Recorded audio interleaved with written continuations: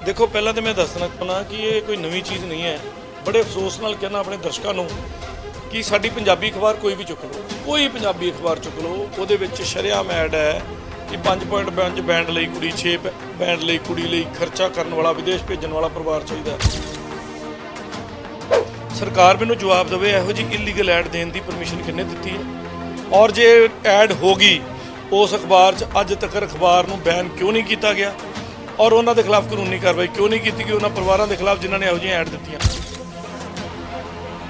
ਦੇਖੋ ਮੈਂ ਬੜੇ ਅਫਸੋਸ ਨਾਲ ਇੰਨੀ ਗੱਲ ਕਹਿਣਾ ਚਾਹੁੰਦਾ, ਆਪਣੇ ਦਰਸ਼ਕਾਂ ਨੂੰ ਵੀ ਦੱਸਣੀ ਚਾਹੁੰਦਾ ਕਿ ਪੇਂਡੂ ਮੁੰਡੇ ਕੁੜੀਆਂ ਨੇ ਮਾਂ ਪਿਓ ਦੇ ਗਲ 'ਚ ਅੰਗੂਠਾ ਦਿੱਤਾ। ਉਹਨਾਂ ਦੀ ਸ਼ਾਇਦ 2 ਪੁਸ਼ਤਾਂ ਦੀ ਕਮਾਈ ਨੂੰ ਮਿੱਟੀ ਕਰਨ ਦਾ ਇਹਨਾਂ ਨੇ ਪ੍ਰਣ ਲਿੱਤਾ ਹੋਇਆ। ਬੜੇ ਸ਼ਰਮ ਦੀ ਔਰ ਅਫਸੋਸ ਦੀ ਗੱਲ ਹੈ ਵੀ ਕੁੜੀ ਵਾਲੇ ਇੰਨੇ ਕੁ ਬੇਸ਼ਰਮ ਹੋਈ ਜਾਂਦੇ ਪਏ ਨੇ। ਉਹ ਕਹਿੰਦੇ ਜੀ ਵਿਆਹ ਦਾ ਖਰਚਾ ਵੀ ਤੁਸੀਂ ਕਰੋ, ਪੈਲੇਸ ਦਾ ਖਰਚਾ ਵੀ ਤੁਸੀਂ ਕਰ ਲਓ, ਲਾਵਾਂ ਵੀ ਤੁਸੀਂ ਦਵਾ ਲਓ, ਅਸੀਂ ਕੁੜੀ ਤੁਹਾਡੇ ਘਰੇ ਤੋੜ ਦਿੰਦੇ ਆ। ਤੇ ਕੁੜੀ 15 ਦਿਨ ਲਈ ਜਾਂ 20 ਦਿਨ ਦਾ ਵਿਆਹ ਹੈ। ਆਮ ਸੌਰੀ ਟੂ ਸੇ ਬੜੇ ਮੇਰਾ ਪਰਿਵਾਰ ਇਕੱਠੇ ਬਹਿ ਕੇ ਵੇਖ ਰਿਹਾ ਸ਼ੋਅ ਵੀ 15 ਦਿਨ ਦੇ ਵਿਆਹ ਦੀ ਕੀਮਤ 20-25 ਲੱਖ ਰੁਪਏ ਦੇਣ ਨੂੰ ਤਿਆਰ ਬੈਠੇ ਨੇ ਇਸ ਉਮੀਦ 'ਚ ਕਿ ਅਸੀਂ ਕੈਨੇਡਾ ਚਲ ਜਾਵਾਂਗੇ। ਜਿਸ ਕੁੜੀ ਨੇ ਜਿਸ ਮੁੰਡੇ ਨੇ, ਮੈਂ ਦੋਨਾਂ ਪੱਖਾਂ ਦੀ ਗੱਲ ਕਰ ਰਿਹਾ, ਜਿਸ ਮੁੰਡੇ ਜਾਂ ਕੁੜੀ ਨੇ ਚੰਡੀਗੜ੍ਹ ਦੇ ਆ ਕੇ ਪਾਰਕ ਨਹੀਂ ਵੇਖੇ, 17 ਦਾ ਪਲਾਜ਼ਾ ਨਹੀਂ ਵੇਖਿਆ, ਇਲਾਂਟੇ ਮਾਲ ਨਹੀਂ ਵੇਖਿਆ, ਰੱਜ ਕੇ ਨਹੀਂ ਵੇਖਿਆ, ਆ ਘੁੰਮਣ ਆਏ ਹੋਣੇ ਆ, ਉਹਨੂੰ ਕੈਨੇਡਾ ਵੇਖਣ ਨੂੰ ਮਿਲ ਜੇ। ਜ਼ਿੰਮੇਵਾਰੀਆਂ ਭੁੱਲ ਜਾਂਦੀਆਂ ਤੇ ਕਿਤੇ ਨਾ ਕਿਤੇ ਉਹਨਾਂ ਕੁੜੀ ਮੁੰਡੇ ਦੇ ਮਾਪਿਓ ਵੀ ਜ਼ਿੰਮੇਦਾਰ ਨੇ ਇੰਡੀਆ 'ਚ ਬੈਠੇ, ਕਿਉਂਕਿ ਉਹ ਵੀ ਕਹਿੰਦੇ ਠੀਕ ਹੈ ਜੋ ਕਰਨਾ ਕਰ, ਹੁਣ ਤੂੰ ਪੈਸੇ ਲਾ ਕੇ ਪਹੁੰਚ ਗਈ ਹੈ ਜਾਂ ਪਹੁੰਚ ਗਿਆ, ਹੁਣ ਤੂੰ ਜਿਹੜਾ ਧੋਖਾ ਦੇਣਾ ਦੇ, ਤੇਰਾ ਕੋਈ ਨਹੀਂ ਕੁਝ ਵਿਗਾੜ ਸਕਦਾ ਕਿਉਂਕਿ ਕਾਨੂੰਨ ਉੱਥੇ ਤੱਕ ਕਿਦੋਂ ਪਹੁੰਚ। ਜਦੋਂ ਤੁਸੀਂ ਫੋਰਨ ਚਲ ਗਏ, ਹੁਣ ਉੱਥੇ ਜਾ ਕੇ ਕੀ ਹੁੰਦਾ, ਤੁਹਾਡੇ ਵਰਗਾ ਵੀਰ ਪਹਿਲਾਂ ਸੋਹਣਾ ਸੁਨੱਖਾ ਸੈੱਟ ਹੋਇਆ ਹੁੰਦਾ, ਮਾੜਾ ਮੋਟਾ ਉਹਨੂੰ ਸਿਸਟਮ ਦੀ ਸਮਝ ਆਈ ਹੁੰਦੀ ਹੈ, ਤੇ ਉਹ ਜਿਹੜੀ ਕੁੜੀ ਨਵੀਂ ਆਈ ਹੁੰਦੀ ਉਹ ਪਤਾ ਤਾਂ ਲੱਗ ਹੀ ਜਾਂਦਾ ਨਵੀਂ ਆਈ ਹੈ। ਹੁਣ ਉਹਨੂੰ ਕਹਿੰਦਾ ਚੱਲ ਆ ਤੈਨੂੰ ਡਾਊਨਟਾਊਨ ਘੁਮਾਉਣਾ, ਪਹਿਲੇ ਦਿਨ ਆਈਸਕ੍ਰੀਮ ਖਵਾਉਂਦਾ, ਦੂਜੇ ਦਿਨ ਡਾਊਨਟਾਊਨ ਘੁਮਾਉਂਦਾ ਤੇ ਤੀਜੇ ਦਿਨ ਅਗਲੇ ਭੰਗੜੇ ਪੈਣੇ ਸ਼ੁਰੂ ਹੋ ਜਾਂਦੇ ਨੇ। ਫਿਰ ਮਕਾਨਾਂ ਦੇ ਕਿਰਾਏ ਵੀ ਦਿੱਤੇ ਜਾਂਦੇ ਨੇ, ਫਿਰ ਇਹਨਾਂ ਦੇ ਕੱਪੜੇ ਵੀ ਖਰੀਦੀਆਂ ਜਾਂਦੇ। ਔਰ ਫੋਰਨਰ ਕਲਚਰ ਸਾਡੇ ਤੋਂ ਜ਼ਿਆਦਾ ਪਵਿੱਤਰ ਹੈ, ਨੋ ਡਾਊਟ। ਫਰਸਟ੍ਰੇਸ਼ਨ ਲੈਵਲ ਉਹਨਾਂ 'ਚ ਵੀ ਹੈ ਔਰ ਜਿਹੜੇ ਉੱਥੇ ਕੁਝ ਗਲਤ ਲੋਕ ਨੇ ਉਹ ਇਹੋ ਜਿਹੇ ਕੰਮ ਕਰਦੇ ਪਏ ਨੇ ਤੇ ਉਹਨੂੰ ਤੁਸੀਂ ਆਜ਼ਾਦੀ ਕਹਿੰਦੇ ਹੋ ਤੇ ਸ਼ਰਮ ਦੀ ਗੱਲ ਹੈ। ਉਹ ਆਜ਼ਾਦੀ ਨਹੀਂ ਹੈ। ਮਾਂ ਪਿਓ ਦੀ ਸ਼ਰਮ 'ਚ ਰਹਿਣਾ, ਪਰਿਵਾਰ ਦੀ ਸ਼ਰਮ 'ਚ ਰਹਿਣਾ, ਸਮਾਜ ਦੀ ਸ਼ਰਮ 'ਚ ਰਹਿਣਾ, ਉਸ ਮਰਿਆਦਾ 'ਚ ਰਹਿਣਾ ਹੀ ਮਰਦਾਨਗੀ ਹੈ ਔਰ ਆਪਣੇ ਆਪ ਨੂੰ ਕੰਟਰੋਲ 'ਚ ਰੱਖਣਾ ਮਰਦਾਨਗੀ ਹੈ। ਤੁਹਾਡੀ ਜ਼ੁਬਾਨ 'ਚ ਵਚਨ, ਜੋ ਮੂੰਹ ਸ਼ਬਦ ਨਿਕਲਣ ਉਹ ਵਚਨ ਹੋਣੇ ਚਾਹੀਦੇ ਆ ਔਰ ਤੁਸੀਂ ਉਹਦਾ ਪਾਲਣ ਕਰੋ, ਇਹ ਮਰਦਾਨਗੀ ਹੈ। ਹੁਣ ਮੈਂ ਤੁਹਾਨੂੰ ਕੜੀਆਂ ਜੋੜਦਾ, ਮੇਰੀ ਜਨਤਾ ਬਹੁਤ ਇੰਟੈਲੀਜੈਂਟ ਹੈ, ਉਹਨੂੰ ਸਾਰੀ ਗੱਲ ਸਮਝ ਲੱਗਦੀ ਹੈ। ਕੁੜੀ ਦੀ ਕੋਈ ਵੀ ਸਟੇਟਮੈਂਟ ਬੜੇ ਧਿਆਨ ਨਾਲ ਸੁਣ ਲਓ, ਸਕ੍ਰਿਪਟਡ ਹੈ। ਉਹਦਾ ਅੱਖ ਦਾ ਇਸ਼ਾਰਾ ਤੇ ਡੇਲੇ ਧਿਆਨ ਨਾਲ ਚੈੱਕ ਕਰੋ, ਉਹਦੇ ਕੋਲ ਕੋਈ ਬੈਠਾ ਉਹਨੂੰ ਸਕ੍ਰਿਪਟਿੰਗ ਦੇ ਰਿਹਾ। ਅਗਲਾ ਸਵਾਲੀਆ ਨਿਸ਼ਾਨ, ਇਸ ਕੁੜੀ ਦੀ ਨੇਲ ਪਾਲਿਸ਼ ਉਤਰੀ ਕਿਸੇ ਵੀ ਸ਼ੋਅ 'ਚ, ਕਿਸੇ ਚੈਨਲ ਤੇ ਚੈੱਕ ਕਰ ਲਓ, ਜਿੱਥੇ ਵੀ ਇਹਨੇ ਇੰਟਰਵਿਊ ਦਿੱਤੀ ਹੈ। ਫਿਰ ਕਿਤੇ ਇਹਦੀ ਮੇਕਅਪ ਉਤਰਿਆ, ਕਿਤੇ ਇਹਦੀ ਲਿਪਸਟਿਕ ਉਤਰੀ, ਕਿਤੇ ਇਹਦੀਆਂ ਮੀਡੀਆ ਖਤਮ ਹੋਈਆਂ। ਔਰ ਹੁਣ ਮੈਂ ਸਟੈਪ ਆ ਜਾਣਾ ਲੀਗਲ ਸਟੈਪ ਤੇ।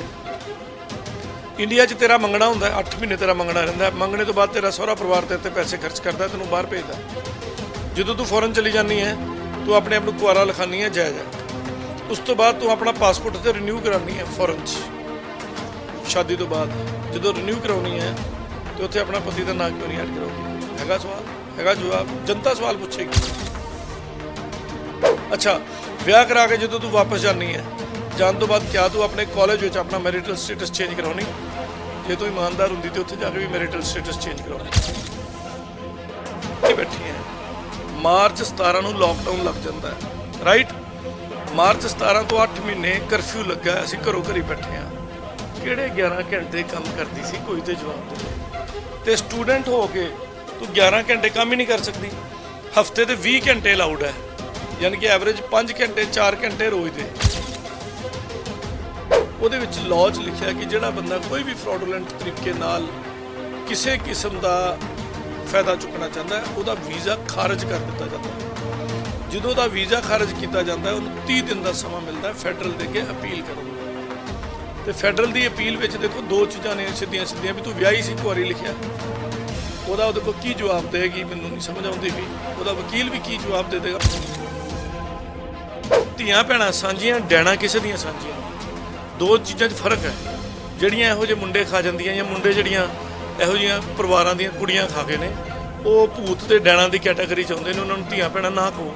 ਉਹ ਸਾਡੀਆਂ ਬੜੀਆਂ ਇੱਜ਼ਤਦਾਰ ਨੇ ਔਰ ਬੜੀਆਂ ਪਿਆਰ ਦੇਣ ਯੋਗ ਨੇ, ਪਿਆਰ ਲੈਣ ਯੋਗ ਨੇ। ਸਾਡਾ ਸਤਿਕਾਰ ਹੈ, ਸਾਡੇ ਸਿਰ ਦਾ ਤਾਜ ਹੈ ਸਾਡੀਆਂ ਧੀਆਂ ਭੈਣਾਂ। ਸਤਿ ਸ਼੍ਰੀ ਅਕਾਲ ਜੀ, ਡੇਲੀ ਪੋਸਟ ਪੰਜਾਬੀ ਤੁਸੀਂ ਦੇਖ ਰਹੇ ਹੋ। ਬਾਹਰ ਗਈ ਕੁੜੀਆਂ ਦੇ ਉਰੇ ਕਿਸ ਤਰ੍ਹਾਂ ਦੇ ਨਾਲ ਸਾਹਮਣੇ ਆਉਂਦੇ ਨੇ ਜਦੋਂ ਲਵਪ੍ਰੀਤ ਸੁਸਾਈਡ ਕਰ ਜਾਂਦਾ। ਕਈ ਪਰਿਵਾਰ ਉੱਠ ਕੇ ਸਾਹਮਣੇ ਆਉਂਦੇ ਨੇ, ਪਰ ਇਹ ਪੂਰੇ ਮਾਮਲਿਆਂ ਦੇ ਵਿੱਚ ਦੇਖਿਆ ਜਾਵੇ ਜਿਹੜਾ ਕੰਟਰੈਕਟ ਮੈਰਿਜ ਦਾ ਜ਼ਿਕਰ ਆਇਆ ਤੇ ਆਖਰਕਾਰ ਪੂਰੇ ਸਮਾਜਿਕ ਤੌਰ ਤੇ ਦੇਖਿਆ ਜਾਵੇ ਹਜੇ ਤੱਕ ਇਹ ਚੀਜ਼ਾਂ ਸਾਹਮਣੇ ਨਹੀਂ ਆਈਆਂ ਸੀ, ਪਰਦੇ ਪਿੱਛੇ ਭਾਵੇਂ ਹੁੰਦੀਆਂ ਸੀ, ਪਰ ਐਡੇ ਵੱਡੇ ਲੈਵਲ ਤੇ ਕਿ ਆਖਰ ਪਿੰਡਾਂ ਤੱਕ ਇਹ ਚੀਜ਼ ਪਹੁੰਚ ਗਈ।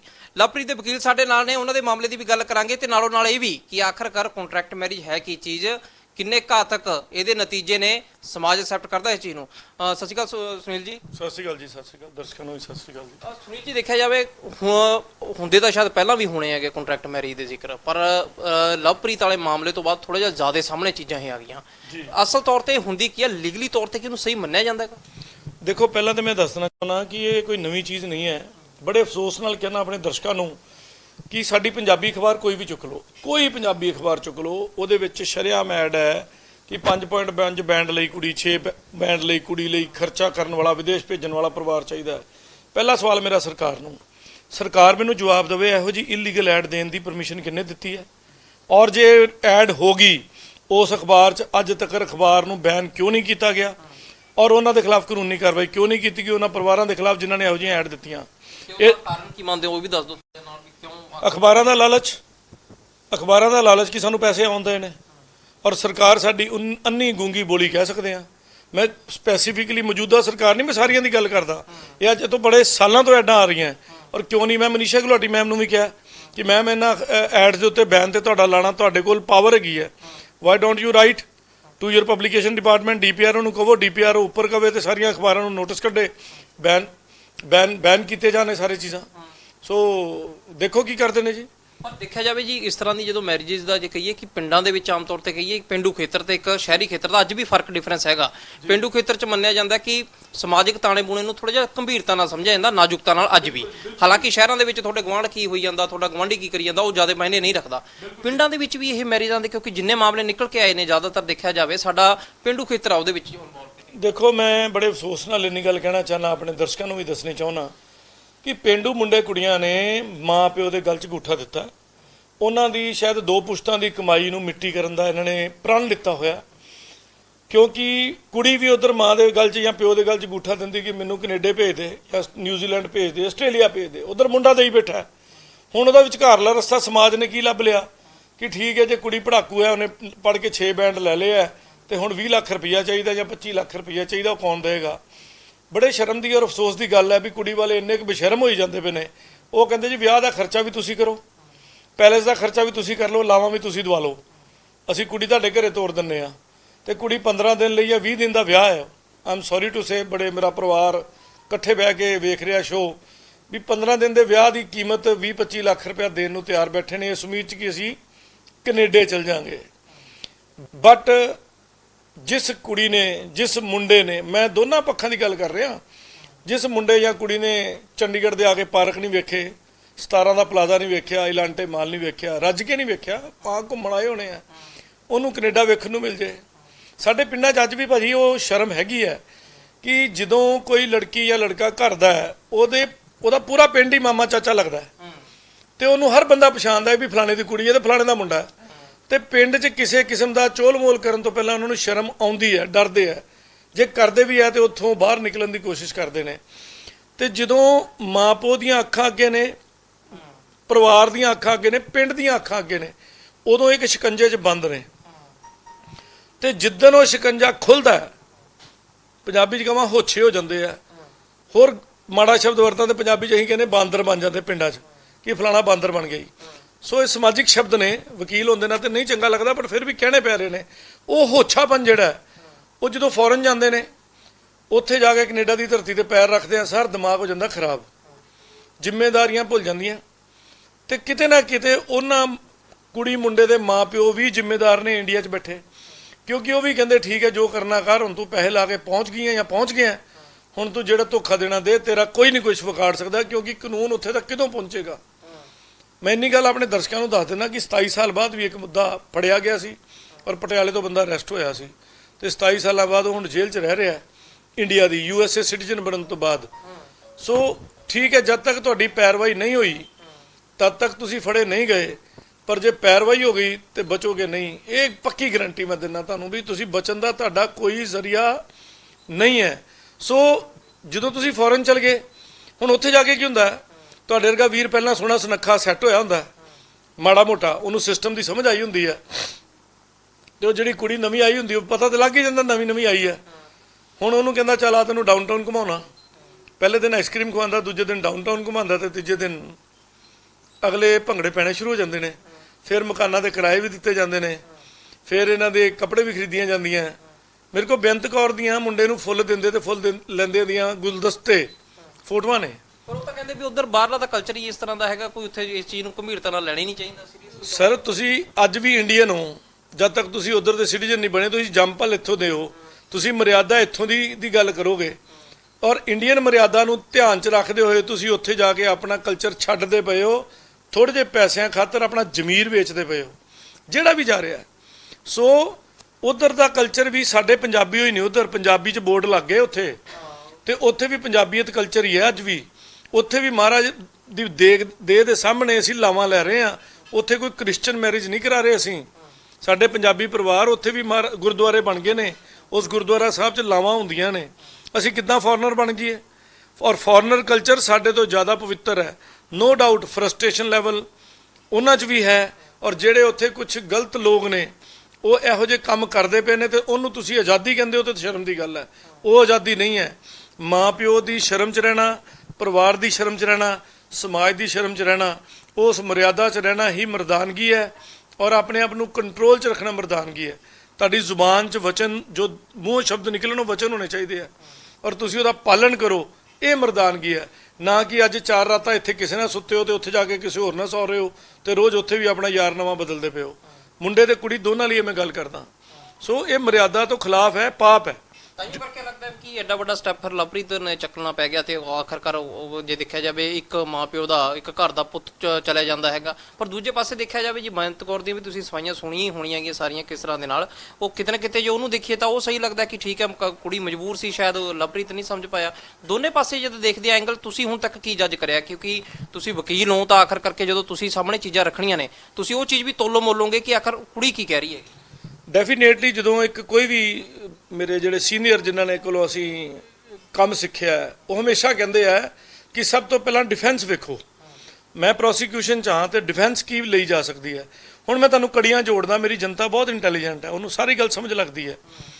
ਕੁੜੀ ਦੀ ਕੋਈ ਵੀ ਸਟੇਟਮੈਂਟ ਬੜੇ ਧਿਆਨ ਨਾਲ ਸੁਣ ਲਓ, ਸਕ੍ਰਿਪਟਡ ਹੈ। ਉਹਦਾ ਅੱਖ ਦਾ ਇਸ਼ਾਰਾ ਤੇ ਡੇਲੇ ਧਿਆਨ ਨਾਲ ਚੈੱਕ ਕਰੋ, ਉਹਦੇ ਕੋਲ ਕੋਈ ਬੈਠਾ ਉਹਨੂੰ ਸਕ੍ਰਿਪਟਿੰਗ ਦੇ ਰਿਹਾ। ਔਰ ਮੈਂ ਵੀ ਸਟ੍ਰਿੰਗ ਆਪਰੇਸ਼ਨ ਕਰਾਇਆ ਸੀ, ਮੈਂ ਹਰ ਚੈਨਲ ਨੂੰ ਦੱਸਿਆ।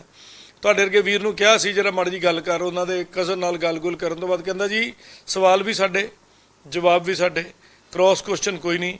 ਜੇ ਤੁਸੀਂ ਗੱਲ ਕਰਨਾ ਚਾਹੁੰਦੇ ਹੋ ਤੇ ਮੈਂ ਉਹਨੂੰ ਕਹਿ ਦੇਣਾ ਉਹ ਇੰਟਰਵਿਊ 'ਚ ਤੁਹਾਡੇ ਕੋਲ ਆਨਲਾਈਨ ਆ ਜਾਂਦੀ ਹੈ। ਅੱਛਾ, ਯੈਸ। ਸੋ ਬੜੀ ਵੱਡੀ ਗੱਲ ਹੈ ਸੋਚਣ ਵਾਲੀ। ਮੋਰ ਓਵਰ ਉਹਦੇ ਕੋਲ ਸਵਾਲ ਪੁੱਛੋ ਕੋਈ ਵੀ ਤੇ ਮੁੜ ਕੇ ਜਵਾਬ ਕੀ ਆਉਂਦਾ ਹੈ ਕਿ ਮੇਰੇ ਵਕੀਲ ਜਵਾਬ ਦੇਣਗੇ। ਮੇਰਾ ਫਿਰ ਉੱਥੇ ਸਵਾਲ ਹੈ ਕਿ ਫੋਟੋ ਤੂੰ ਆਪਣੇ ਵਕੀਲ ਸਾਹਿਬ ਕੋ ਖਿਚਾਈ ਸੀ? ਜਿਹੜੇ ਤੇਰੇ ਵਕੀਲ ਜਵਾਬ ਦੇਣਗੇ। ਜਿਹੜਾ ਬੰਦਾ ਕਰਪਟ ਹੈ, ਜਿਹੜਾ ਬੰਦਾ ਕਰੂਅਲ ਹੈ, ਉਹ ਬੰਦਾ ਹਮੇਸ਼ਾ ਇਹੋ ਜਿਹੇ ਪੁੱਠੇ ਜਵਾਬ ਦੇਗਾ। ਮੈਨੂੰ ਪੁੱਛੋ ਨਾ ਅੱਜ ਮੇਰੀ ਫੋਟੋ ਤੁਹਾਡੇ ਨਾਲ ਹੈਗੀ ਹੈ ਕਿ ਨਹੀਂ ਹੈਗੀ, ਮੈਂ ਚੈਨਲ ਦੇ ਸਾਹਮਣੇ ਕੈਮਰਾ ਸਾਹਮਣੇ ਇਹ ਸਟੇਟਮੈਂਟ ਦਿੱਤੀ ਕਿ ਨਹੀਂ ਦਿੱਤੀ? ਕੀ ਮੈਂ ਕਹੂੰਗਾ ਮੇਰੇ ਵਕੀਲ ਸਾਹਿਬ ਨੂੰ ਪੁੱਛੋ ਕਿ ਮੈਂ ਦੱਸੂੰਗਾ ਕਿ ਮੇਰਾ ਵੀਰ ਆਇਆ ਸੀ ਡੇਲੀ ਪੋਸਟ ਤੋਂ ਤੇ ਉਹਨੂੰ ਪੁੱਛੋ? ਅਸੀਂ ਦੋਨਾਂ ਦੇ ਤੇ ਤੀਸਰਾ ਕੈਮਰਾਮੈਨ ਸਾਡਾ ਗਵਾਹ ਹੈ। ਸੋ ਅਸੀਂ ਕਿਉਂ ਨਹੀਂ ਐਡਮਿਟ ਕਰਾਂਗੇ? ਸੋ ਜੇ ਮੈਂ ਇਹੋ ਜਿਹੇ ਪੁੱਠੇ ਸਵਾਲ ਦੇਵਾਂਗਾ ਤੇ ਸਵਾਲੀਆ ਨਿਸ਼ਾਨ ਤੇ ਉੱਥੋਂ ਲੱਗ ਜਾਂਦਾ। ਅਗਲਾ ਸਵਾਲੀਆ ਨਿਸ਼ਾਨ, ਇਸ ਕੁੜੀ ਦੀ ਨੇਲ ਪਾਲਿਸ਼ ਉਤਰੀ ਕਿਸੇ ਵੀ ਸ਼ੋਅ 'ਚ, ਕਿਸੇ ਚੈਨਲ ਤੇ ਚੈੱਕ ਕਰ ਲਓ, ਜਿੱਥੇ ਵੀ ਇਹਨੇ ਇੰਟਰਵਿਊ ਦਿੱਤੀ ਹੈ। ਫਿਰ ਕਿਤੇ ਇਹਦੀ ਮੇਕਅਪ ਉਤਰਿਆ, ਕਿਤੇ ਇਹਦੀ ਲਿਪਸਟਿਕ ਉਤਰੀ, ਕਿਤੇ ਇਹਦੀਆਂ ਮੀਡੀਆ ਖਤਮ ਹੋਈਆਂ। ਜਿੱਥੇ ਵੀ ਇਹਨੇ ਗੱਲ ਕੀਤੀ ਹੈ ਸਕ੍ਰਿਪਟਡ ਕੀਤੀ ਹੈ। ਔਰ ਹੁਣ ਮੈਂ ਸਟੈਪ ਆ ਜਾਣਾ ਲੀਗਲ ਸਟੈਪ ਤੇ। ਇੰਡੀਆ 'ਚ ਤੇਰਾ ਮੰਗਣਾ ਹੁੰਦਾ, 8 ਮਹੀਨੇ ਤੇਰਾ ਮੰਗਣਾ ਰਹਿੰਦਾ। ਮੰਗਣੇ ਤੋਂ ਬਾਅਦ ਤੇਰਾ ਸਹੁਰਾ ਪਰਿਵਾਰ ਤੇਰੇ ਤੇ ਪੈਸੇ ਖਰਚ ਕਰਦਾ, ਤੈਨੂੰ ਬਾਹਰ ਭੇਜਦਾ। ਜਦੋਂ ਤੂੰ ਫੋਰਨ ਚਲੀ ਜਾਂਦੀ ਹੈ ਤੂੰ ਆਪਣੇ ਆਪ ਨੂੰ ਕੁਆਰਾ ਲਿਖਾਨੀ ਹੈ, ਜਾਇਜ਼ ਹੈ। ਉਸ ਤੋਂ ਬਾਅਦ ਤੂੰ ਆਪਣਾ ਪਾਸਪੋਰਟ ਤੇ ਰਿਨਿਊ ਕਰਾਉਣੀ ਹੈ ਫੋਰਨ 'ਚ, ਸ਼ਾਦੀ ਤੋਂ ਬਾਅਦ ਜਦੋਂ ਰਿਨਿਊ ਕਰਾਉਣੀ ਹੈ ਤੇ ਉੱਥੇ ਆਪਣਾ ਪਤੀ ਦਾ ਨਾਂ ਕਿਉਂ ਨਹੀਂ ਐਡ ਕਰਾਉਂਦੀ ਹੈ? ਹੈਗਾ ਸਵਾਲ? ਹੈਗਾ ਜਵਾਬ। ਜਨਤਾ ਸਵਾਲ ਪੁੱਛੇਗੀ, ਇਹ ਜਨਤਾ ਨੇ ਮੈਨੂੰ ਸਵਾਲ ਦਿੱਤੇ ਨੇ, ਜਨਤਾ ਨੇ ਇਹ ਗੱਲਾਂ ਦੱਸ ਰਹੇ ਨੇ। ਫਿਰ ਚਲੋ ਉੱਥੇ ਵੀ ਨਹੀਂ ਤੂੰ ਦਿੱਤਾ, ਤੇਰੀ 3 ਸਾਲ ਦੀ ਸਟੱਡੀ ਕੰਪਲੀਟ ਹੁੰਦੀ ਹੈ। ਅੱਛਾ, ਵਿਆਹ ਕਰਾ ਕੇ ਜਦੋਂ ਤੂੰ ਵਾਪਸ ਜਾਣੀ ਹੈ, ਜਾਣ ਤੋਂ ਬਾਅਦ ਕਿਆ ਤੂੰ ਆਪਣੇ ਕਾਲਜ ਵਿੱਚ ਆਪਣਾ ਮੈਰਿਟਲ ਸਟੇਟਸ ਚੇਂਜ ਕਰਾਉਣੀ ਹੈ? ਜੇ ਤੂੰ ਇਮਾਨਦਾਰ ਹੁੰਦੀ ਤੇ ਉੱਥੇ ਜਾ ਕੇ ਵੀ ਮੈਰਿਟਲ ਸਟੇਟਸ ਚੇਂਜ ਕਰਾਉਂਦੀ। ਸਭ ਕਿਉਂਕਿ ਤੁਹਾਡੇ ਕੋਲ ਅਮੂਮਨ ਮਾਮਲੇ ਵੀ ਆਉਂਦੇ ਹੋਣੇ ਕਈ ਵਾਰ, ਆਪਣੀ ਜੇ ਜ਼ਿੰਦਗੀ ਦੇ ਵਿੱਚ ਵੀ ਲਾਇਆ ਜਾਵੇ, ਕਿਉਂਕਿ ਕਾਨੂੰਨੀ ਪੱਖ ਕਹਿੰਦੇ ਨੇ ਵੀ ਕਿ ਕਾਨੂੰਨੀ ਪੱਖ ਜਦੋਂ ਤੁਸੀਂ ਔਨ ਦਾ ਰਿਕਾਰਡ, ਜਿਵੇਂ ਕਿ ਹੁਣ ਕੋਰਟ 'ਚ ਜਾਣੀਆਂ ਨੇ ਸਾਰੀਆਂ ਚੀਜ਼ਾਂ, ਉੱਥੇ ਵਾਸਤੇ ਹੋ ਜਾਂਦੀਆਂ, ਪਰ ਨੈਚੁਰਲ ਜ਼ਿੰਦਗੀ 'ਚ ਹੁੰਦਾ ਇਹ ਹੈ ਕਿ ਮੇਰੇ ਕੋਲ ਸਮਾਂ ਨਹੀਂ ਹੈਗਾ, ਜਾਂ ਮੈਂ ਜਾ ਨਹੀਂ ਪਾਇਆ, ਜਾਂ ਅਸੀਂ ਉਹਨਾਂ ਸੀਰੀਅਸਲੀ ਨੇ ਉਸ ਚੀਜ਼ ਨੂੰ ਲਿਆ। ਇਹ ਕੋਈ ਬਚਾਓ ਦਾ ਰਸਤਾ ਹੋਏਗਾ ਉਹਦਾ? Ignorance of law is not N excuse. ਮੈਂ ਬੰਦੂਕ ਹੁਣੇ ਚੱਕਦਾ, ਇੱਕ ਗੋਲੀ ਮਾਰਦਾ, ਤੁਸੀਂ ਮਰ ਜਾਂਦੇ ਹੋ, ਤੇ ਮੈਂ ਇਹ ਬਿਆਨ ਦੇਵਾਂ ਕਿ ਮੇਰੇ ਕੋਲ ਸਮਾਂ ਨਹੀਂ ਸੀ, ਮੈਨੂੰ ਸਮਝ ਨਹੀਂ ਆਈ ਤੇ ਮੈਂ ਇਹਨੂੰ ਗੋਲੀ ਮਾਰਤੀ, ਮੈਨੂੰ ਪਤਾ ਨਹੀਂ ਸੀ ਇਹਨੂੰ ਗੋਲੀ ਮਾਰਨਾ ਕਾਨੂੰਨਨ ਜੁਰਮ ਹੈ ਤੇ 302 ਦੀ ਧਾਰਾ ਲੱਗਦੀ ਹੈ, ਤੇ ਮੇਰਾ ਬਚਾਅ ਹੈਗਾ? ਦਿਓ ਜਵਾਬ। ਜਨਤਾ ਦੇ ਦੇਵੇ ਜਵਾਬ। ਯੈਸ, ਨਹੀਂ ਕਹਿ ਸਕਦਾ।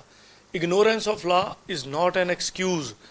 ਪਹਿਲੀ ਗੱਲ, ਇਹਨੂੰ ਵੀ ਪਤਾ ਹੈ ਕਿ ਸਪਾਊਸ ਦੀ ਐਂਟਰੀ ਹੋਏਗੀ ਤੇ ਮੈਂ ਆਪਣੇ ਹਸਬੈਂਡ ਨੂੰ ਬੁਲਾ ਸਕਾਂਗੀ। ਭੁੱਲ ਜੀਏ, 1 ਮਿੰਟ ਉਹ ਵੀ ਭੁੱਲ ਜਾਓ। ਚੈਟ ਦਿਖਾਣਾ ਤੁਹਾਨੂੰ ਮੈਂ, ਮੇਰੇ ਕੋਲ ਆਲਮੋਸਟ ਥੱਦੀ ਭਰੀ ਪਈ ਹੈ ਚੈਟ ਦੀ। ਮੈਂ ਥੋੜੀ ਜਿਹੀ ਤੁਹਾਨੂੰ ਚਿਹਰਾ ਕਰਾ ਦਿੰਦਾ ਚੈਟ ਔਰ ਬਾਕੀ ਕਮਿਊਨੀਕੇਸ਼ਨ ਨਾਲ। ਤੇ ਆਹ ਥੱਦੀ ਚੈਟ ਦੀ ਹੈ, ਕਾਫੀ ਮੋਟੀ ਹੈ, ਤੁਸੀਂ ਦੇਖ ਸਕਦੇ ਹੋ। ਸਾਰਿਆਂ ਦੇ ਅਸੀਂ ਨਿਸ਼ਾਨ ਲਾਏ ਆ, ਸਟਾਰ ਲਾਏ ਆ, ਠੀਕ। ਫਿਰ ਆ ਜਾਓ ਅੱਗੇ।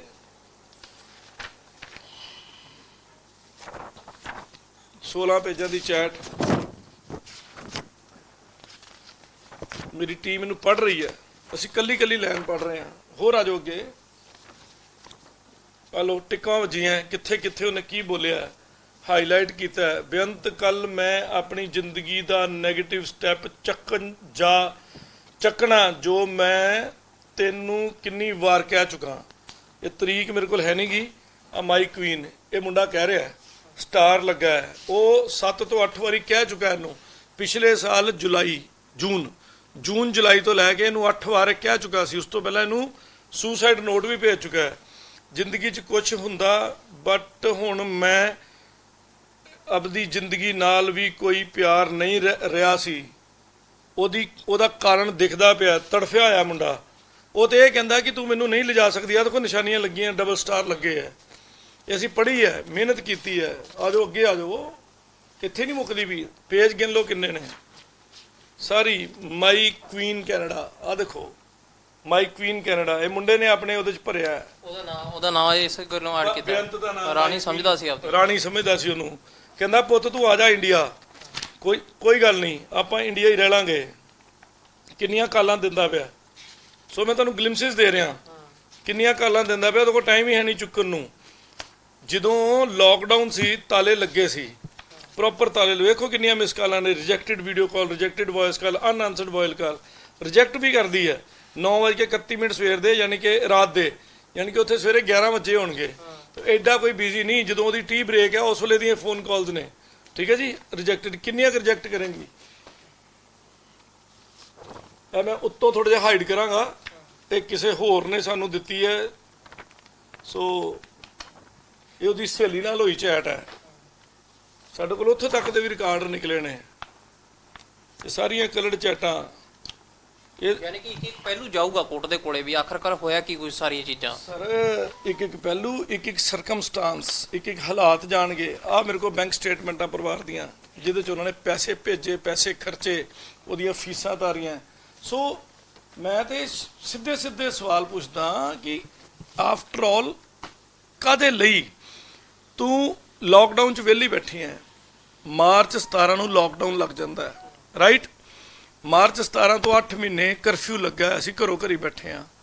ਕਿਹੜੇ 11 ਘੰਟੇ ਕੰਮ ਕਰਦੀ ਸੀ, ਕੋਈ ਤੇ ਜਵਾਬ ਦੇ ਦੇ।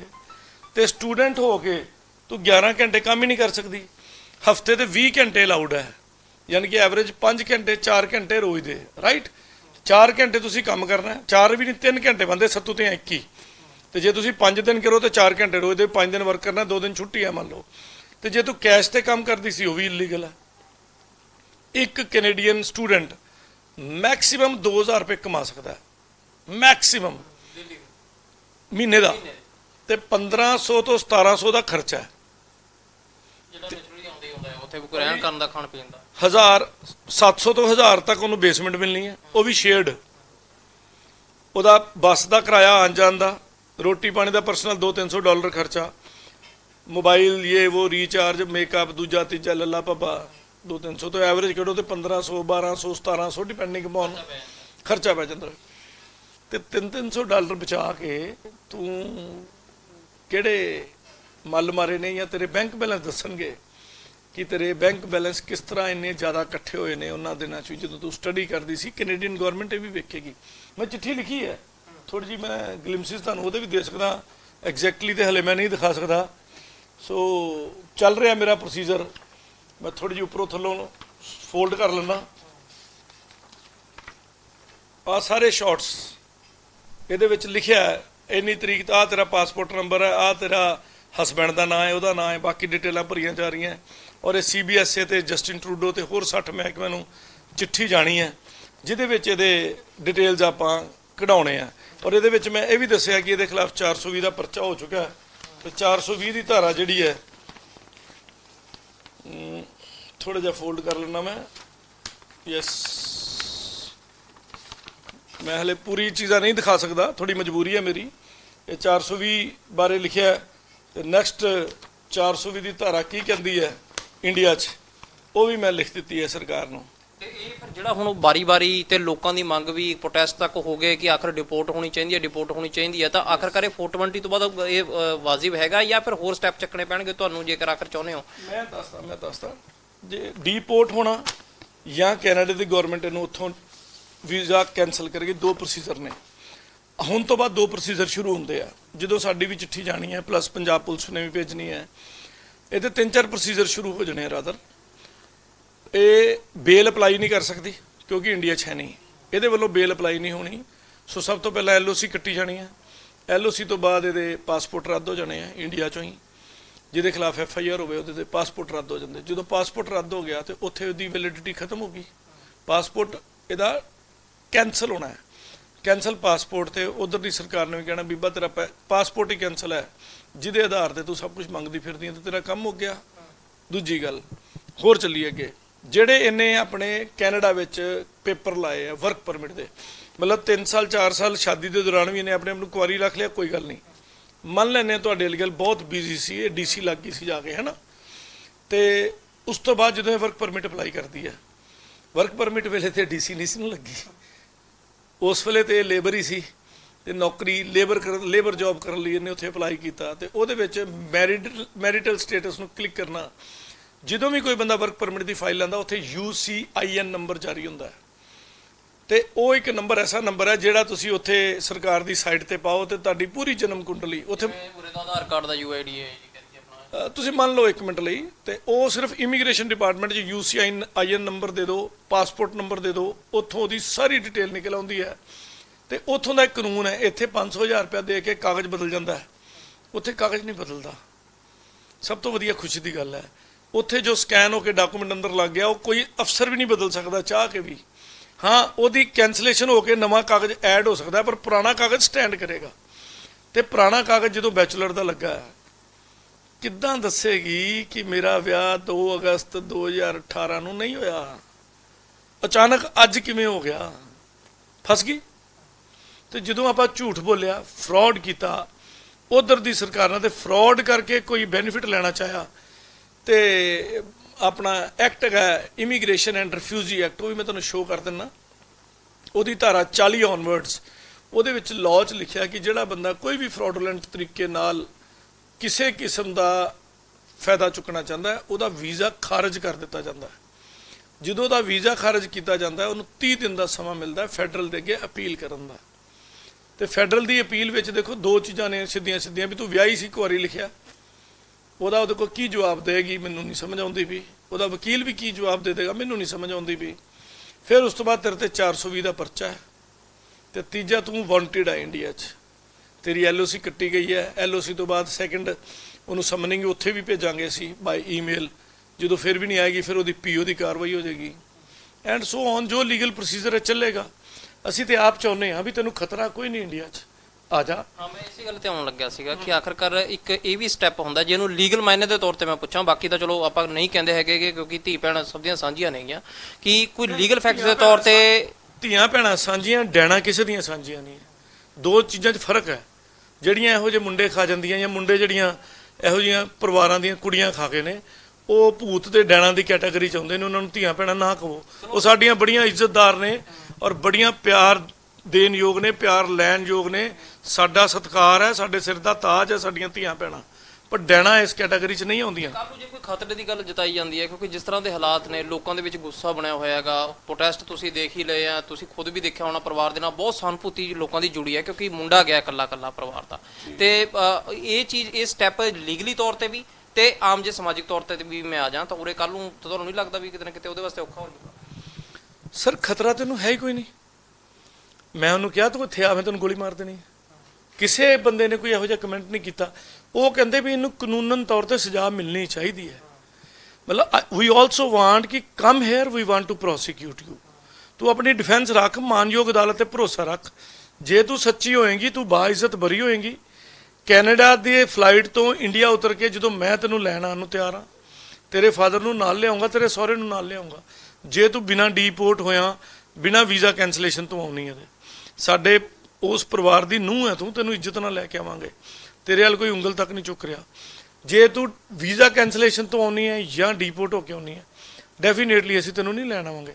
ਫਿਰ ਤੇ ਤੇਰਾ ਵੱਡਾ ਘਰ ਹੀ ਤੇਰਾ ਘਰ ਬਣੇਗਾ, ਉੱਥੇ ਜਾਏਂਗੀ। ਸੋ ਇਸ ਕਰਕੇ ਜ਼ਿਆਦਾ ਮੈਂ ਇਹਨੂੰ ਸਲਾਹ ਦੇਣੀ ਚਾਹੁੰਦਾ। ਹਾਂ, ਜਿੱਥੋਂ ਤੱਕ ਤੁਹਾਡੀ ਅਸਾਈਲਮ ਵਾਲੀ ਗੱਲ ਕਰਦੇ ਪਏ ਹੋ ਤੁਸੀਂ, ਅਸਾਈਲਮ ਉਹਨੂੰ ਮਿਲਦੀ ਹੈ ਜਿਹਨੂੰ ਕੋਈ ਖਤਰਾ ਹੋਵੇ, ਜਿਹਦੇ ਖਿਲਾਫ ਇੱਥੇ ਕੋਈ ਗੈਰ ਕਾਨੂੰਨੀ ਕੰਮ ਚੱਲ ਰਿਹਾ ਹੋਵੇ, ਜਿਹਨੂੰ ਇੱਥੇ ਮਰਨ ਦਾ ਖਤਰਾ ਜਾਂ ਉਹਦੀ ਖਤਰਾ ਜਾਂ ਉਹਦੀ ਜਾਨ ਮਾਲ ਦਾ ਖਤਰਾ ਹੋਵੇ। ਇਹਨੂੰ ਖਤਰਾ ਨਹੀਂ, ਇਹ ਤੇ ਅਕਿਊਜ਼ ਹੈ, ਦੋਸ਼ਣ ਹੈ, ਤੇ ਦੋਸ਼ੀ ਨੂੰ ਕੋਈ ਖਤਰਾ ਨਹੀਂ ਹੁੰਦਾ। ਪੁਲਿਸ ਨੇ 1 ਮਹੀਨਾ ਲਾ ਕੇ FIR ਕੱਟੀ ਹੈ। ਪੁਲਿਸ ਨੇ ਆਨਨ ਫਾਨਨ 'ਚ FIR ਨਹੀਂ ਕੱਟੀ ਹੋਈ। ਜਦੋਂ ਕੋਈ ਤਫਤੀਸ਼ ਹੋ ਕੇ FIR ਕੱਟੇਗੀ, ਕਿਆ ਪੁਲਿਸ ਉਸ ਪਰਚੇ ਨੂੰ ਖਾਰਜ ਕਰੇਗੀ? ਪੁਲਿਸ ਦੇ ਉੱਤੇ ਵੀ ਕੁਐਸਚਨ ਮਾਰਕ ਆ ਜਾਏਗਾ ਕਿ ਤੁਸੀਂ ਮਹੀਨਾ ਲਾ ਕੇ, ਧਰਨੇ ਲਵਾ ਕੇ, ਦੇਰ ਲਾ ਕੇ ਤੁਸੀਂ ਇੱਕ ਟੁੱਟੀ ਜੀ FIR ਕੱਟ ਦਿੱਤੀ। ਹੁਣ ਉਹਦੇ ਤੇ ਪਹਿਰਾ ਦਿਓ, ਉਹਦੀ ਐਵੀਡੈਂਸ ਉਹਨਾਂ ਨੇ ਇਕੱਠੀ ਕਰਨੀ ਹੈ, ਔਰ ਉਹ ਸਾਰਾ ਕੁਝ ਚੱਲ ਰਿਹਾ ਹੈ। ਸਾਈਬਰ ਕ੍ਰਾਈਮ ਆਪਣਾ ਕੰਮ ਕਰ ਰਹੀ ਹੈ। ਜੋ ਪੰਜਾਬ ਪੁਲਿਸ ਜੋ ਵੀ ਸਰਕਾਰੀ ਰੋਲ ਹੈ ਉਹ ਅਦਾ ਹੋ ਰਿਹਾ ਹੋਏਗਾ। ਔਰ ਐਵੀਡੈਂਸ ਕੀ ਆਉਂਦੀ ਹੈ ਟੇਬਲ ਤੇ, ਜੱਜ ਸਾਹਿਬ ਦੀ ਟੇਬਲ ਤੇ, ਜੱਜ ਸਾਹਿਬ ਨਿਆਂ ਕਰਨਗੇ। ਸਾਡਾ ਇੰਡੀਅਨ ਜੁਡੀਸ਼ੀਅਲ ਸਿਸਟਮ ਬਹੁਤ ਕਲੀਨ ਹੈ, ਬਹੁਤ ਸੈਂਸਿਟਿਵ ਹੈ। ਮੈਂ ਜਿੰਨਾ ਮਰਜ਼ੀ ਰੋਲਾ ਪਾ ਲਾਂ, ਸੰਜੇ ਦੱਤ ਦੇ ਕੇਸ ਯਾਦ ਕਰੋ, ਲੋਕਾਂ ਨੇ ਧਰਨੇ ਮੁਜ਼ਾਹਰੇ ਕੀਤੇ ਸੀ ਵੀ ਇਹਨੂੰ ਛੱਡ ਦਿਓ, ਮਾਫ ਕਰ ਦਿਓ, ਬਰੀ ਕਰ ਦਿਓ, ਸਾਡੇ ਬਿਨਾ, ਇਹਦੇ ਬਿਨਾ ਅਸੀਂ ਰਹਿ ਨਹੀਂ ਸਕਦੇ। ਪਰ ਕੋਰਟ ਨੇ ਇਮੋਸ਼ਨਲ ਵੈਲਿਊਜ਼ ਨਹੀਂ ਦੇਣੀਆਂ। ਅਸੀਂ ਜਿੰਨੇ ਮਰਜ਼ੀ ਧਰਨੇ ਲਾ ਦਈਏ ਕੋਰਟ ਦੇ ਖਿਲਾਫ, ਕੋਰਟ ਇਮੋਸ਼ਨਲ ਵੈਲਿਊਜ਼ ਤੇ ਕੋਈ ਕਦਰ ਨਹੀਂ ਕਰਦੀ। ਸਰਕਮਸਟੈਂਸ਼ੀਅਲ ਐਵੀਡੈਂਸ ਇਕੱਠੀ ਹੋਏਗੀ। ਪੰਜਾਬ ਪੁਲਿਸ ਸਹੀ ਕੰਮ ਨਹੀਂ ਕਰੇਗੀ, ਅਸੀਂ CBI ਮਾਰਕ ਕਰਾ ਸਕਦੇ ਹਾਂ। CBI ਸਹੀ ਕੰਮ ਨਹੀਂ ਕਰੇਗੀ, ਹੋਰ ਬੜੀਆਂ ਏਜੰਸੀਆਂ ਜਿਨ੍ਹਾਂ ਨੂੰ ਅਸੀਂ ਆਪਣੀ ਇਨਵੈਸਟੀਗੇਸ਼ਨ ਮਾਰਕ ਕਰਾ ਸਕਦੇ ਹਾਂ। ਇੰਟਰਪੋਲ ਨੂੰ ਅਸੀਂ ਕਹਿ ਸਕਦੇ ਹਾਂ। ਸੋ ਕੋਰਟ ਦੇ ਥਰੂ ਸਾਡੇ ਕੋਲ ਪਾਵਰਸ ਨੇ। ਬਟ ਜੇ ਮੈਂ ਕਹਾਂ ਇਮੋਸ਼ਨਲੀ ਮੈਂ ਰੌਲਾ ਉੱਚੀ ਪਾ ਲਾਂਗਾ ਤੇ ਕੋਰਟ ਮੇਰੀ ਗੱਲ ਮੰਨ ਜਾਏਗੀ, ਦੱਬ ਜਾਏਗੀ ਮੇਰੇ ਤੋਂ, ਸੌਰੀ, ਇਹ ਮੇਰੀ ਫੁਲਿਸ਼ਨੈਸ ਹੈ। ਇੱਦਾਂ ਨਹੀਂ ਹੁੰਦਾ ਇੱਥੇ। ਸੋ ਕੋਰਟ 'ਚ ਜਦੋਂ ਉਹ ਆਏਗੀ, ਉਹਦੇ ਵਕੀਲ ਸਾਹਿਬ ਦੇ ਥਰੂ, ਉਹ ਇੰਡੀਵਿਜੂਅਲੀ ਦੇ ਥਰੂ, ਉਹਦੇ ਕੋਲ ਪਾਵਰ ਹੈ ਆਪਣਾ ਕੇਸ ਆਪ ਲੜਨ ਦੀ। ਸੋ ਜਿੱਦਾਂ ਉਹ ਚਾਹੇਗੀ ਉਹ ਕੰਮ ਕਰ ਸਕਦੀ ਹੈ। ਉਹਨੂੰ ਪੂਰਾ ਮੌਕਾ ਦਿੱਤਾ ਜਾਏਗਾ। ਉਹਦਾ ਕੋਈ ਵੀ ਹੱਕ, ਜੋ ਕਹੇਗੀ ਮੇਰੇ ਕੋਲ ਵਕੀਲ ਨਹੀਂ ਹੈਗਾ, ਕੋਰਟ ਉਹਨੂੰ ਕਹੇਗੀ ਤੇਰੇ ਲਈ ਫ੍ਰੀ ਲੀਗਲ ਏਡ ਤੋਂ ਕੋਰਟ ਅਸੀਂ ਵਕੀਲ ਅਪਾਇੰਟ ਕਰ ਦਿੰਦੇ ਹਾਂ। ਸੋ ਇੰਡੀਆ ਦਾ ਸਿਸਟਮ ਬੜਾ ਨੀਟ ਐਂਡ ਕਲੀਨ ਹੈ, ਸਿਰਫ ਉਹਦੇ ਤੇ ਪੈਰਵਾਈ ਕਰਨ ਵਾਲਾ। ਅਸੀਂ ਵੀ ਆਫੀਸਰ ਆਫ ਕੋਰਟ ਹਾਂ, ਅਸੀਂ ਵੀ ਕੋਰਟ ਨੂੰ ਅਸਿਸਟ ਕਰਨਾ ਹੈ, ਅਸੀਂ ਲਾਅ ਨੂੰ ਪ੍ਰੋਟੈਕਟ ਕਰਨਾ, ਕਿਸੇ ਦੋਸ਼ੀ ਨੂੰ ਪ੍ਰੋਟੈਕਟ ਨਹੀਂ ਕਰਨਾ।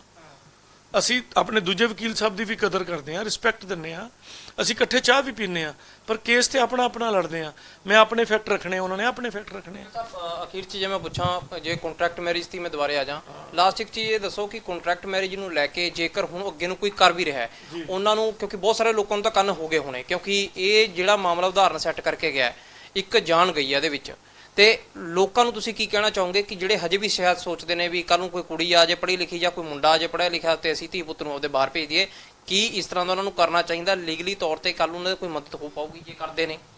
ਦੇਖੋ ਜੀ, prenuptial agreement is not valid in India. Indian Contract Act 1872 as per section 10 of the Act Act means the Contract Act 1872 states that arguments are to be considered contract ਮੋਟਾ section 23 ਤੇ section 30 ਇਹੋ ਜਿਹੇ ਜਿੰਨੇ ਵੀ contracts ਨੇ R invalid. ਜਿਹੜੇ ਬੰਦੇ ਕਹਿੰਦੇ ਅਸੀਂ ਇਕਰਾਰਨਾਮਾ ਕਰਕੇ ਵਿਆਹ ਕੀਤਾ ਹੈ, ਟੈਕਨੀਕਲੀ ਉਹ ਇਲੀਗਲ ਹੈ, ਉਹ ਵੈਲਿਡ ਨਹੀਂ ਹੈ। ਜਿਹੜੇ ਕੰਟਰੈਕਟ ਦੀਆਂ ਵਿਆਹ ਹੋਏ ਨੇ ਔਰ ਜਿਹੜੇ ਵਿਆਹ ਜੈਨੂਨ ਹੈ, ਜਿਹਦੇ ਵਿੱਚ ਅੱਛਾ ਇਹੋ ਜਿਹੇ ਵੀ ਭਾਜੀ ਮੈਨੂੰ ਕੇਸ ਦੇਖਣ ਨੂੰ ਮਿਲੇ, ਵਿਆਹ ਹੋਣ ਤੋਂ ਬਾਅਦ ਕੁੜੀ ਆਪਣੇ ਘਰ ਚਲ ਗਈ ਹੈ, ਮੁੰਡਾ ਆਪਣੇ ਘਰ ਚਲ ਗਿਆ ਤੇ 2 ਸਾਲ ਹੋ ਗਏ ਨੇ। ਯਾਰ ਮਤਲਬ ਮੈਨੂੰ ਨਾ ਇੱਕ ਗੱਲ ਦੀ ਖੁੰਦਕ ਆਉਂਦੀ ਹੈ ਕਿ ਤੁਸੀਂ ਮਹਾਰਾਜ ਦੀ ਦੇਹ ਦਾ ਵੀ ਬੇਅਦਬੀ ਕਿਉਂ ਕਰਦੇ ਹੋ ਯਾਰ? ਸ਼ਰਮ ਕਰੋ, ਕੁਛ ਸ਼ਰਮ ਕਰੋ। ਯਾਨੀ ਕਿ ਮਹਾਰਾਜ ਦੀ ਦੇਹ ਦੇ ਆਲੇ ਦੁਆਲੇ ਅਸੀਂ ਲਾਵਾਂ ਲਈਆਂ, ਇਹਦਾ ਮਤਲਬ ਉਹਦੇ ਹਰ ਅੰਗ ਨੂੰ ਅਸੀਂ ਸਹਾਇ ਰੱਖਿਆ, ਹਰ ਲਾਂ ਤੋਂ ਬਾਅਦ ਮੱਥਾ ਟੇਕਿਆ, ਸਮਾਜਿਕ ਤੌਰ ਤੇ ਮਤਲਬ ਮਜ਼ਾਕ ਸਮਝ ਲਿਆ। ਇਹ ਮੈਂ ਗੁਰਦੁਆਰੇ ਵਾਲੇ ਭਾਈਆਂ ਨੂੰ ਵੀ ਇੱਕ ਗੱਲ ਕਹਿਣਾ ਚਾਹੁੰਦਾ, ਇਹੋ ਜਿਹੇ ਵਿਆਹਾਂ ਨੂੰ ਬੈਨ ਕਰੋ, ਇਨਕਾਰੀ ਦਿਓ ਤੇ ਪੁਲਿਸ ਨੂੰ ਰਿਪੋਰਟ ਕਰੋ ਵੀ ਇਹੋ ਜਿਹਾ ਵਿਆਹ ਕਰਾਉਣ ਆਏ ਸੀ। ਕਿਉਂਕਿ ਜਦੋਂ ਵਿਆਹ ਤੇ ਜਾਂਦੇ ਆ ਭਾਜੀ 50-100 ਬੰਦਾ ਇਕੱਠਾ ਹੋ ਹੀ ਜਾਂਦਾ ਲਾਵਾਂ ਤੇ ਜਦੋਂ 4 ਬੰਦੇ ਜਾ ਕੇ ਲਾਵਾਂ ਕਰਦੇ ਪਏ ਨੇ, ਇਹੋ ਜਿਹਾ ਕੋਈ ਐਕਟ ਮਨੀਸ਼ਾ ਮੈਮ ਨੂੰ ਵੀ ਰਿਕੁਐਸਟ ਕਰਦਾ ਕਿ ਉਹ ਇਹੋ ਜਿਹਾ ਕੋਈ ਸਟੈਂਡਿੰਗ ਆਰਡਰ ਪਾਸ ਕਰਨ ਕਿ ਇਹੋ ਜਿਹਾ ਵਿਆਹ ਕੱਲ ਨੂੰ ਸਾਨੂੰ ਦਿਖ ਗਿਆ ਤੇ ਜਿਸ ਗੁਰਦੁਆਰੇ ਮੰਦਿਰ ਨੇ ਕਰਵਾਇਆ ਉਹਦੇ ਤੇ ਐਕਸ਼ਨ ਵੀ ਕਰਾਂਗੇ, ਉਹਦੀ ਸੰਸਥਾ ਤੇ ਧਾਰਮਿਕ ਭਾਵਨਾਵਾਂ ਵੱਲ ਵੀ ਠੇਸ ਨਾ ਪਹੁੰਚਾਓ। ਪਰ ਇਸ ਕੇਸ ਤੇ ਵਿਆਹ ਜੈਨੂਨ ਹੈ, 8 ਮਹੀਨੇ ਪਹਿਲਾਂ ਮੰਗਣਾ ਹੋਇਆ, ਰਿਸ਼ਤੇਦਾਰੀ 'ਚ ਵਿਆਹ ਹੈ, ਵਿਆਹ ਹੁੰਦਾ ਪ੍ਰੋਪਰ, 10 ਦਿਨ ਇਕੱਠੇ ਰਹਿੰਦੇ ਆ, ਉਸ ਤੋਂ ਬਾਅਦ ਵੀ ਪਰਿਵਾਰ ਸਾਂਝਾ ਹੈ ਤੇ ਪੈਸਾ ਸਿਰਫ ਇਹਨਾਂ ਦਾ ਲਵਾਉਂਦੇ ਹੋ। ਤੇ ਲੜਕੀ ਦਾ ਬਾਪ ਵੀ ਕਹਿੰਦਾ ਕਿ ਹਾਂਜੀ ਪੈਸਾ ਮੁੰਡੇ ਵਾਲਿਆਂ ਨੇ ਸਾਰਾ ਲਾਇਆ, ਵਿਆਹ ਦਾ ਵੀ ਤੇ ਲਿਜਾਣ ਦਾ ਵੀ। ਤੇ ਫਿਰ ਮਤਲਬ ਕੀ ਕਰੀਏ? ਅਦਰਵਾਈਜ਼ ਕੰਟਰੈਕਟ ਮੈਰਿਜ ਜਿਹੜੀ ਹੈ ਉਹ ਇਲੀਗਲ ਹੈ, ਉਹਦੀ ਵੈਲਿਊ ਨਹੀਂ ਹੈ। ਜਿਵੇਂ ਕਮੇਟੀਆਂ ਪਾਣੀਆਂ ਗੈਰ ਕਾਨੂੰਨੀ ਹੈ, ਇੰਡੀਆ 'ਚ ਉਹਦੀ ਪੁਲਿਸ ਸ਼ਿਕਾਇਤ ਜਾਂ ਕੋਰਟ 'ਚ ਤੁਹਾਡੀ ਸੁਣਵਾਈ ਨਹੀਂ ਹੋ ਸਕਦੀ, ਇਸੇ ਤਰ੍ਹਾਂ ਹੀ ਇਹੋ ਜਿਹਾ ਵਿਆਹ ਇਨਵੈਲਿਡ ਹੈ। ਜਿਹੜੇ ਬੰਦੇ ਸਿਰਫ ਕੰਟਰੈਕਟ ਮੈਰਿਜ ਇਸ ਕਰਕੇ ਕਰ ਰਹੇ ਆ, ਉਹਨਾਂ ਦੇ ਪੈਸੇ ਮਿੱਟੀ ਹੋ ਸਕਦੇ ਆ, ਉਹਨਾਂ ਦਾ ਵਿਆਹ ਗਲਤ ਹੋ ਸਕਦਾ ਹੈ। ਬਟ ਇਮੋਸ਼ਨਲ ਗਰਾਊਂਡ ਤੇ ਕਵਾਂ ਤੇ ਇੰਨੇ ਬੜੇ ਪੈਸੇ ਜਿਹੜੇ ਬਰਬਾਦ ਕਰਨੇ ਸਿਆਣਪ ਨਹੀਂ। ਮੁੰਡੇ ਥੋੜੀ ਮਿਹਨਤ ਕਰ ਲੈਣ ਜਾਂ ਉਹ ਕੁੜੀਆਂ ਥੋੜੀ ਮਿਹਨਤ ਕਰ ਲੈਣ ਔਰ ਮਿਹਨਤ ਕਰਕੇ ਸਹੀ ਤਰੀਕੇ ਬਾਹਰ ਚਲੇ ਜਾਣ ਤੇ ਚੰਗੀ ਗੱਲ ਹੈ। ਬਿਲਕੁਲ ਇਹ ਚੀਜ਼ ਇਸੇ ਲਈ ਸਾਰੀਆਂ ਚੀਜ਼ਾਂ, ਕਿਉਂਕਿ ਇੱਕ ਪਾਸੇ ਤਾਂ ਜੇ ਦੇਖਿਆ ਜਾਵੇ ਇਸ ਕੇਸ ਦੇ ਵਿੱਚ ਜਿਸ ਤਰ੍ਹਾਂ ਦੇ ਨਾਲ ਮਾੜੀ ਦੁਖਦ ਖਬਰ ਆਉਂਦੀ ਆ ਤਾਂ ਉਸ ਤੋਂ ਬਾਅਦ ਦੂਜੇ ਪਾਸੇ ਕੰਨ ਵੀ ਹੁੰਦੇ ਨੇ ਕਿ ਬਾਕੀਆਂ ਨੂੰ ਵੀ ਸਮਝ ਲੈਣਾ ਚਾਹੀਦਾ, ਕਿਉਂਕਿ ਇਹ ਸਿਸਟਮ ਸ਼ਾਇਦ ਹਜੇ ਵੀ ਨਹੀਂ ਹਟ ਰਿਹਾ। ਪਰ ਜ਼ਰੂਰਤ ਹੈ ਸਮਾਜਿਕ ਤਾਣੇ ਬੁਣੇ ਨੂੰ ਸਮਝ ਕੇ ਸਹਾਈ ਮੰਨ ਕੇ ਉਸ ਚੀਜ਼ ਨੂੰ ਅੱਗੇ ਵਧਣ ਦੀ। ਤੇ ਕਾਨੂੰਨੀ ਤੌਰ ਤੇ ਤਾਂ ਵਕੀਲ ਸਾਹਿਬ ਨੇ ਦੱਸ ਹੀ ਦਿੱਤਾ ਕਿ ਆਖਰ ਫਿਰ ਹੱਥ ਪੱਲੇ ਕੀ ਰਹਿ ਜਾਂਦਾ ਹੈ। ਠੀਕ ਹੈ ਕਿ ਆਖਰਕਾਰ ਕਾਨੂੰਨ ਜੇ ਕੋਈ ਕਿਸੇ ਨਾਲ ਗਲਤ ਕਰਦਾ ਤਾਂ ਉਹਨੂੰ ਸਜ਼ਾ ਜ਼ਰੂਰ ਦਿੰਦਾ ਹੈ, ਪਰ ਇਹ ਖੁਦ ਨੂੰ ਵੀ ਸਮਝਣਾ ਹੋਊਗਾ ਕਿ ਅਸੀਂ ਗਲਤ ਕਰਵਾਈਏ ਕਿਉਂ। ਵੀਡੀਓ ਜਰਨਲਿਸਟ ਆਨੰਦ ਦੇ ਨਾਲ ਸਮਿਤ ਸਿੰਘ, ਡੇਲੀ ਪੋਸਟ ਪੰਜਾਬੀ, ਚੰਡੀਗੜ੍ਹ।